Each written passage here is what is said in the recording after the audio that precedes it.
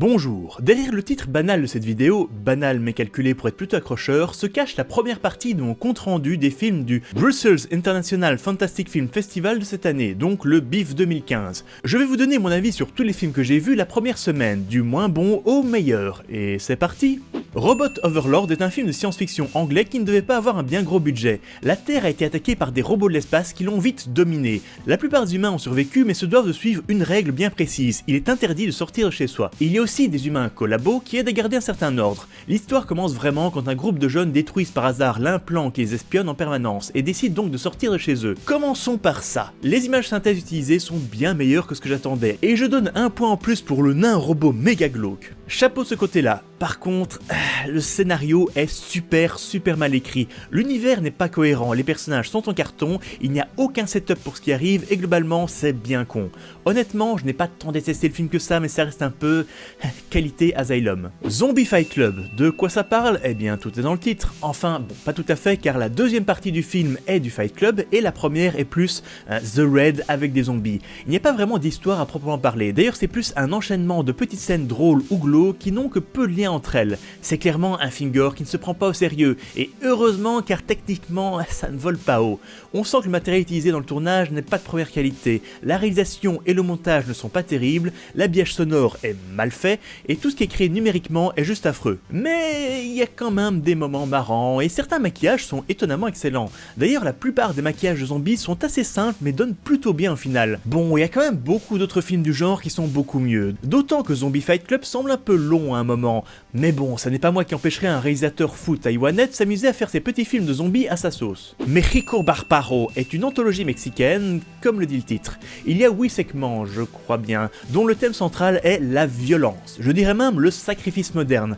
Alors forcément, quand on a 8 réalisateurs, la qualité va varier, mais globalement, c'est plutôt bien réalisé. Maintenant, c'était quand même dur comme séance. Je n'aime pas les films glauques pour le plaisir d'être glauque, et ici c'est vraiment ce qu'on a dans la plupart des segments, car ils sont trop courts pour arriver à développer une histoire. Mais bon, si vous cherchez un film qui contient des décapitations, des putes, l'île aux poupées, des meurtres d'enfants, de la nécrophilie, des morts vivants, des malédictions, de l'inceste, une âme volée par le cul, une femme araignée et un viol méga glauque perpétré par un gobelin pustuleux et démoniaque, vous êtes servi.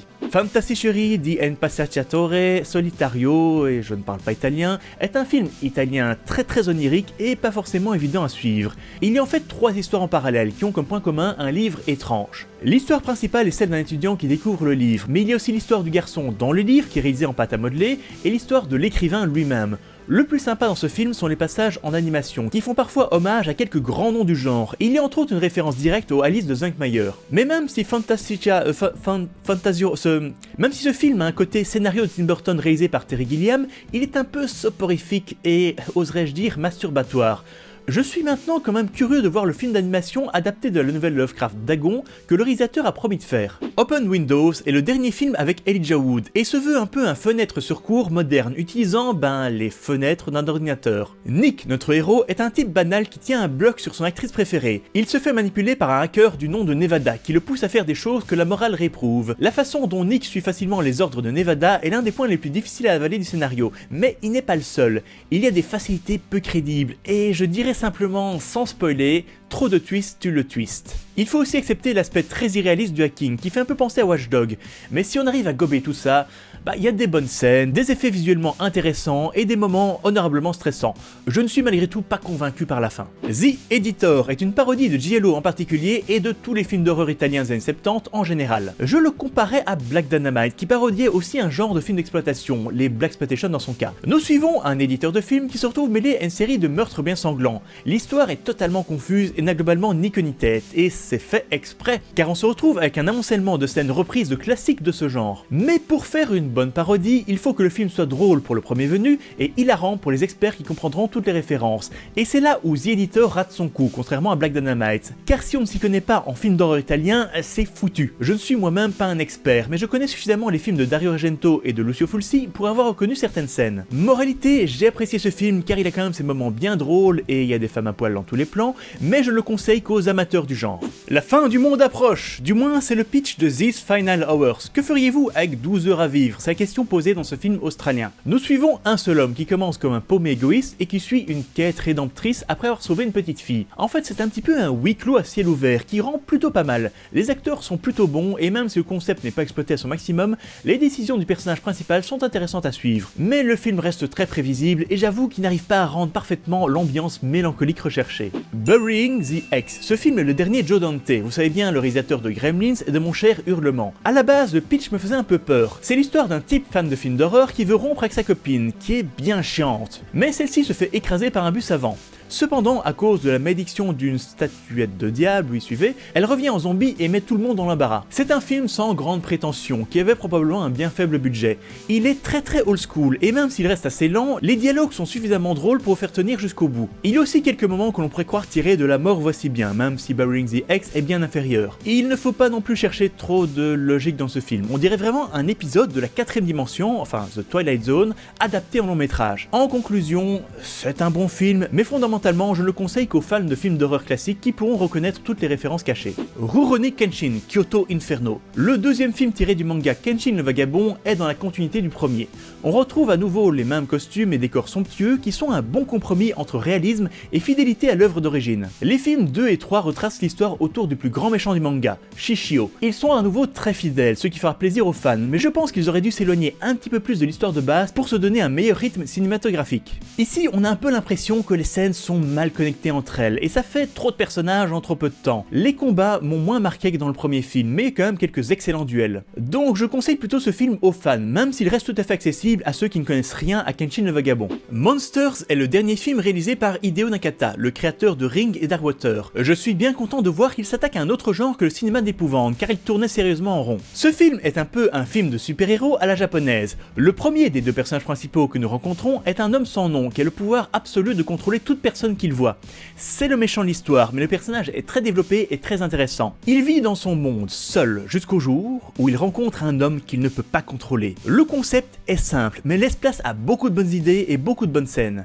J'ai adoré la première moitié, mais après le film tourne un peu en rond, et surtout il est extrêmement frustrant de voir le héros et les policiers faire tout le temps les mêmes erreurs. C'est dommage car le film avait beaucoup de potentiel et il le gâche je trouve. Monsters est le film qui vous fera crier « Mais tire bordel, tu poseras les questions après !» The Ninja War of Torakage. Quand le réalisateur de Tokyo Gore Police, Zombie TV, Machine Girl et Vampire Girl vs Frankenstein Girl s'attaque à une période historique du Japon avec plein de ninjas, ça donne exactement ce à quoi on pourrait s'attendre. Ce film a un côté version live d'un animé gore des années 90 sur les ninjas, mais avec beaucoup plus d'humour. Donc c'est un petit peu Naruto qui aurait pris du crack. L'histoire est simple, il s'agit d'un groupe de ninjas dont on enlève l'enfant pour les forcer à aller voler un parchemin. Oui, voilà, mais il y a plein de délires super drôles, dont celui du présentateur décalé, du costume de sanglier et celui de l'exosquelette en bambou. Malgré tout, j'ai été un petit peu déçu de voir autant de sang en images synthèse et honnêtement, ça n'est pas le meilleur film de ce réalisateur. Spring, j'ai vraiment eu du mal à cristalliser ma pensée sur ce film qui m'a accroché, puis perdu, puis raccroché. Je vais d'ailleurs devoir spoiler très légèrement pour pouvoir vous en parler, mais je n'aborde que des points déjà présentés dans le trailer qui ne vous gâcheront rien. Spring est l'histoire de Evan, un américain paumé qui décide de refaire sa vie en Italie. Il y rencontre, une italienne, et c'est une histoire d'amour, avec un monstre Lovecraftien.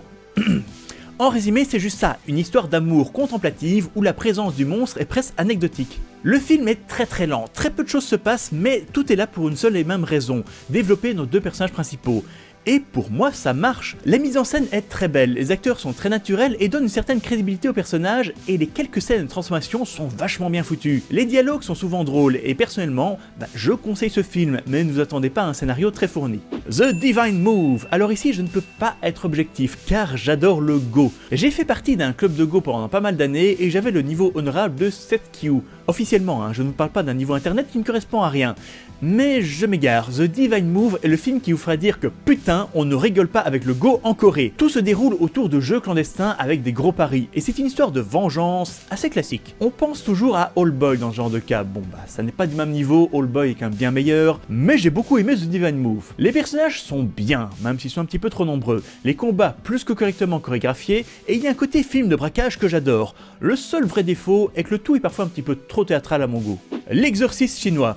Tant que j'y étais, j'étais voir quelques projections de vieux films hongkongais. J'y ai entre autres vu L'Exorciste chinois, qui est un film de Sammo Hung, qui était l'un des aînés de Jackie Chan dans leur école et qui était l'un de ses meilleurs amis tout le long de sa carrière cinématographique. C'est l'histoire d'un chinois, banal, dont la vie est sans arrêt mise en danger par des phénomènes naturels et surnaturels. L'enchaînement des scènes était un peu haché et manque de fluidité scénaristique, mais il y a des moments excellentissimes. Principalement le super duel d'invocation de la fin qui m'a vraiment marqué. En plus, globalement, j'aime beaucoup le burlesque chinois. Le burlesque est vraiment le genre humoristique qui vieillit le mieux, je pense.